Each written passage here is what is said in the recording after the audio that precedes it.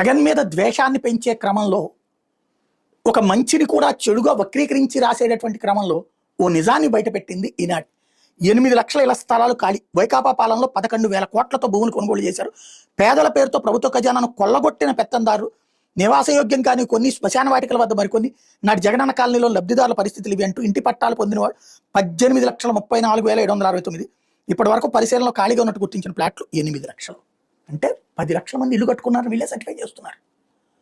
ఆంధ్రప్రదేశ్ చరిత్రలో నేదురుమల్లి జనార్దన్ రెడ్డి, కోట్ల విజయభాస్కర్ రెడ్డి, మర్రి చెన్నారెడ్డి, చంద్రబాబు నాయుడు, ఎన్టీ రామారావు, రోసయ్య, కిరణ్ కుమార్ రెడ్డి, అట్లాగే తాజాగా జగన్మోహన్ రెడ్డి, ఈ మొత్తంలో ఎప్పుడన్నా 5 సంవత్సరాల్లో 10 లక్షల ఇల్లు కట్టుకున్నాడు ఉన్నాడా?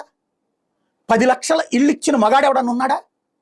18 లక్షల ఇళ్ల పట్టాలు ఇచ్చిన మగాడెవడన్నా ఉన్నాడా?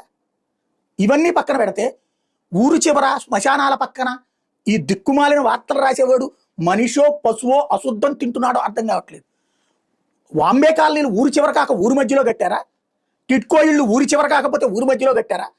ఊరు మధ్యలో ఎవడన్నా కట్టడం సాధ్యమవుతుందా? ఉచిత ఇళ్ళు ఇచ్చేటటువంటి సందర్భంలో ఊరు చివరనే కదా కట్టేది. దాంట్లో వాళ్ళు తిన్నారంటే టిట్కో ఇళ్లలో ఇళ్ళు తినలేదా? తినిసచ్చేదేదో తినిసావండి.